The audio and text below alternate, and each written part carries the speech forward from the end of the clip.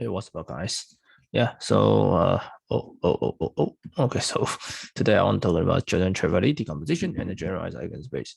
Okay, so you can see my previous video if you click a link below. Okay, I think the previous video is that I proved that Chevalley decomposition or Jordan normal form exists.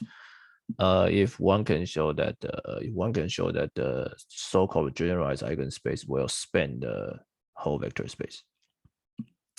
Also, in this video is what we're gonna to prove this.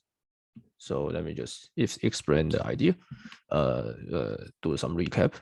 Okay, so the settings that we have some finite dimensional vector space over complex field, and so it's just isomorphic to C to N.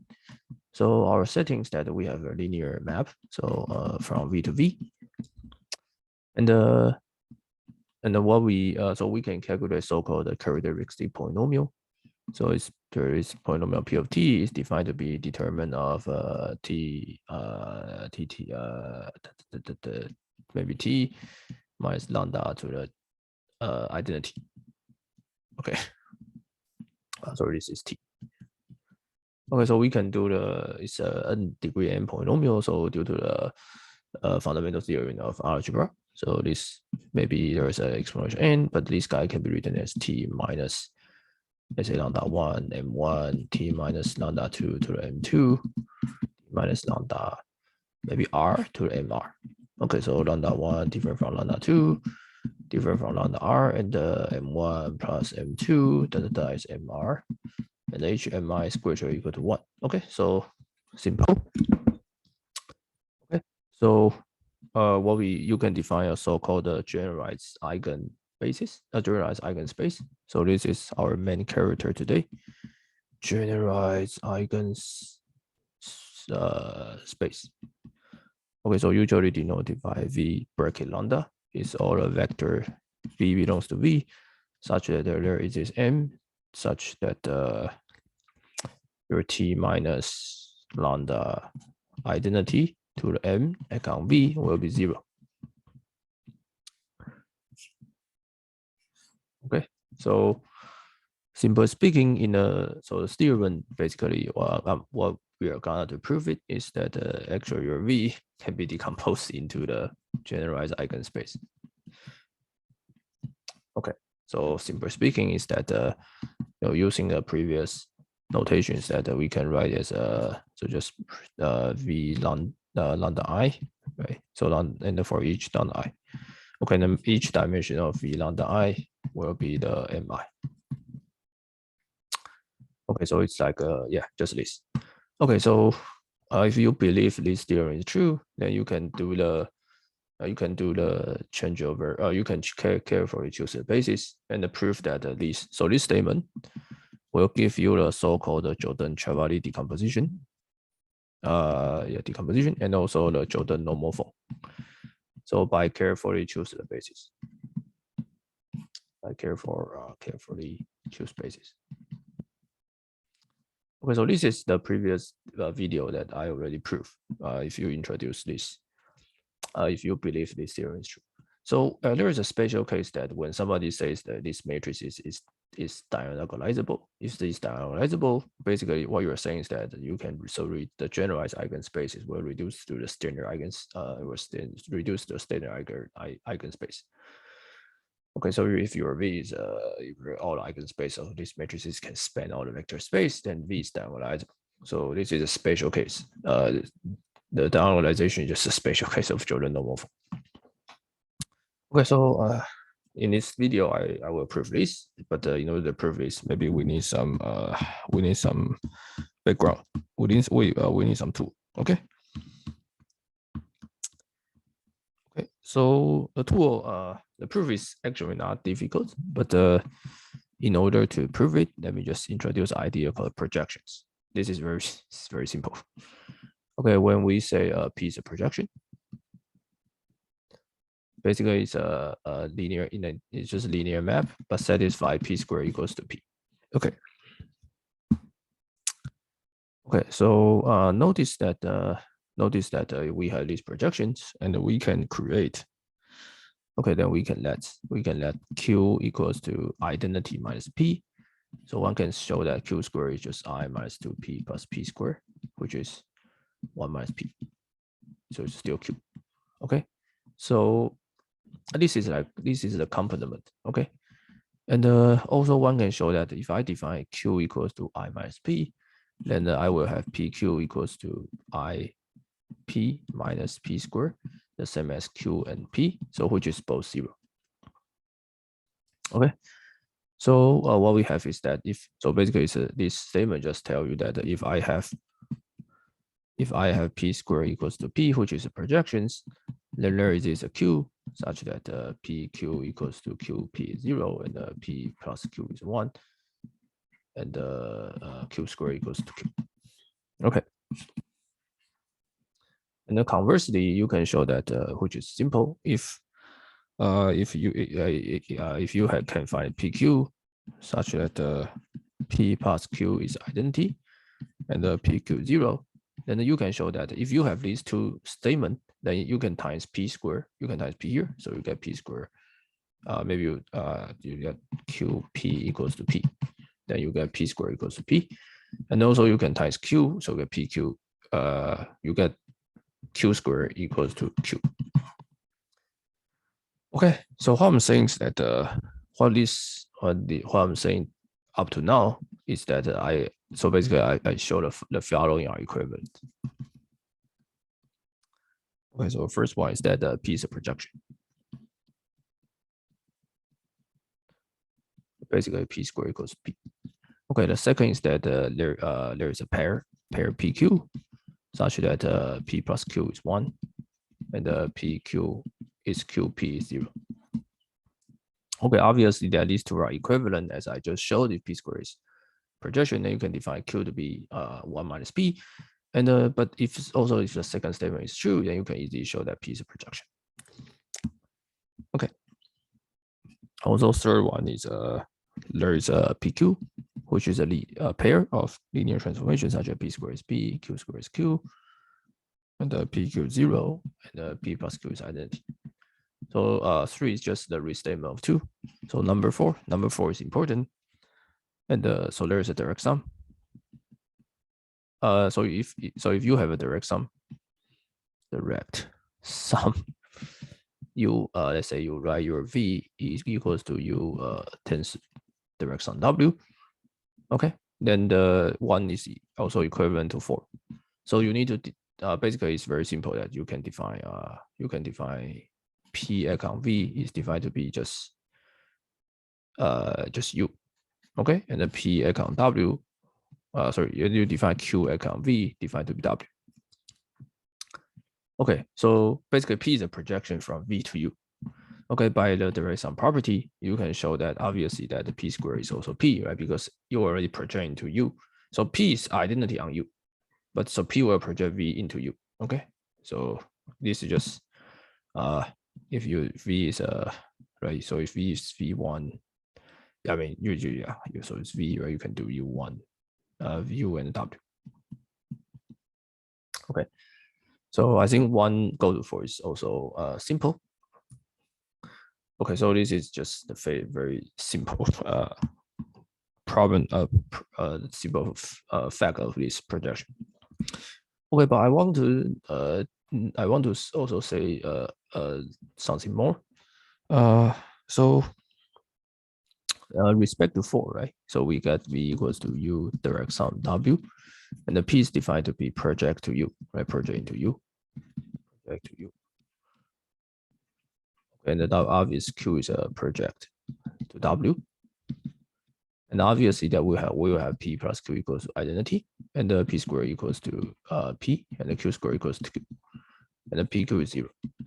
Okay, so we can show here. So what I'm going to tell you is that right. So by U is defined to be image of P, right?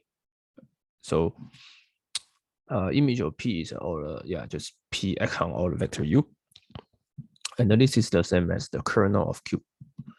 Okay, and so this is what I'm gonna do too. And also one can show that W is a image of W is an image of image of Q, and there is a kernel of P. Okay, so this is what I'm gonna to show.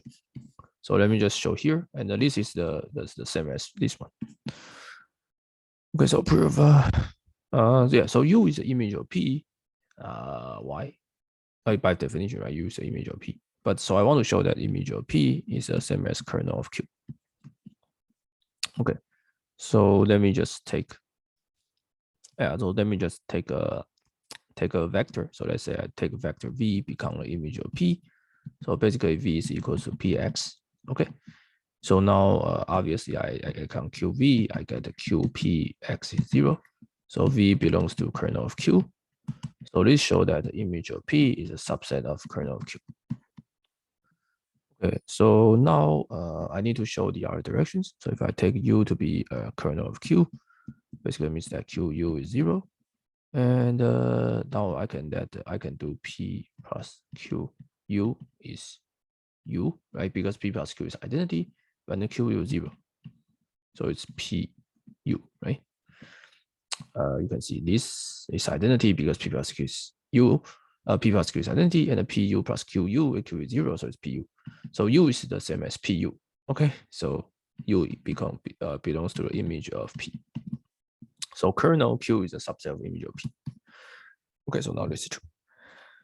Okay, so once we have this projection idea, then we can prove the theorem.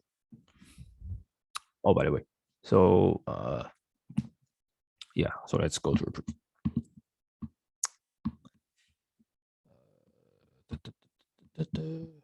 I'm seeing.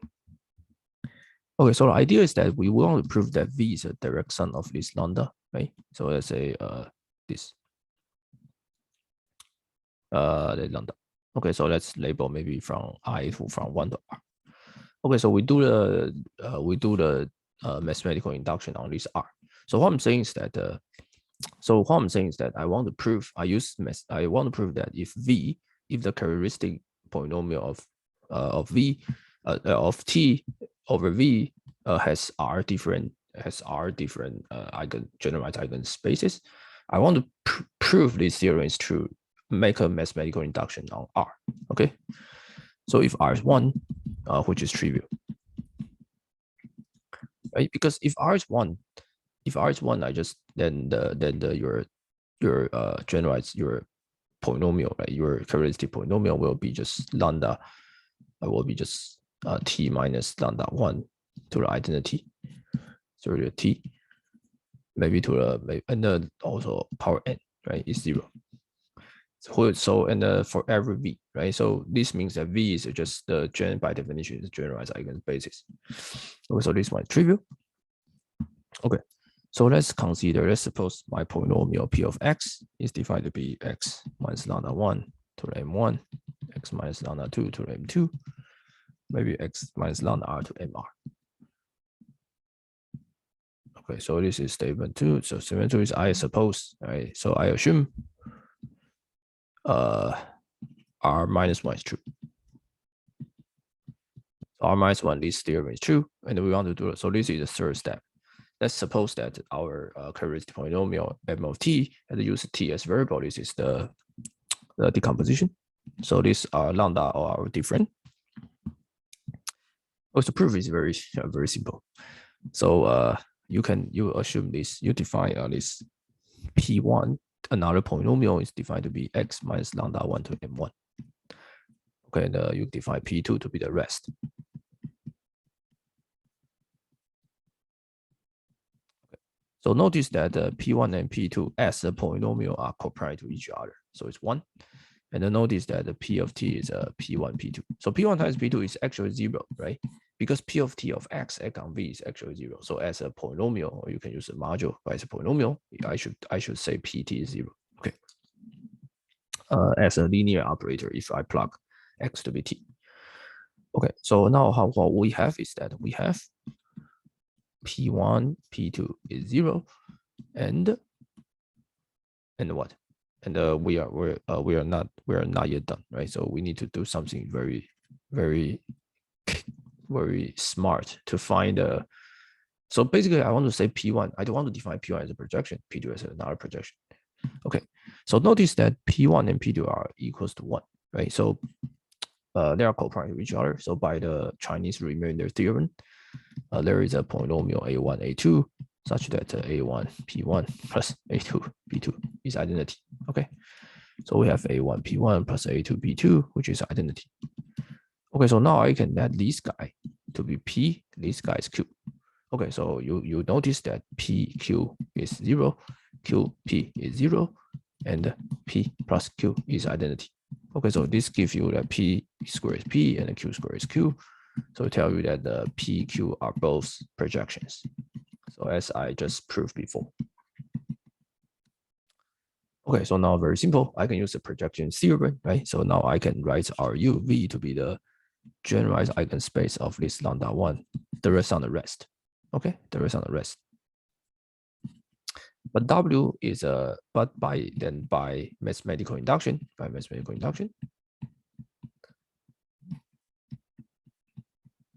this W has the R-1 generalized eigenspace decomposition. So by using the induction on this W, then I prove the results because I can make an induction on it. Okay. Okay, so and this proof also give you the one important fact that I didn't say about this. Jordan-Chevalley decomposition is that in the Jordan-Chevalley decomposition, if you write this as a semi-simple part and important part, and the one fact is that XS, so this is unique, and also this SS is basically can be proved to be the polynomial of X. This is very non-trivial. Okay, this is special, and also Xn is a polynomial of X. Okay, so this proof actually give you the same strategy where you can prove it. So let me just quickly prove it. So if somebody gives you operator X, then you can do the same thing, right? You can start with this characteristic polynomial.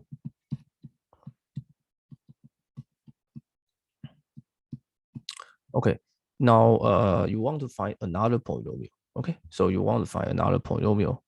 Let's define this polynomial to be P such that this P has this property is lambda I mod T minus lambda I to the mi. Okay, and also P is 0. Basically no constant. Okay, so I should say mod T. Okay, so notice that if one of the lambda 1 is 0, then this condition can be combined. If all the lambda I is non-zero, then these two are basically co-prime to each other. Okay, so by the Chinese remainder theorem, you can find such polynomial. Okay, so such polynomial exists. Such P exists. Okay.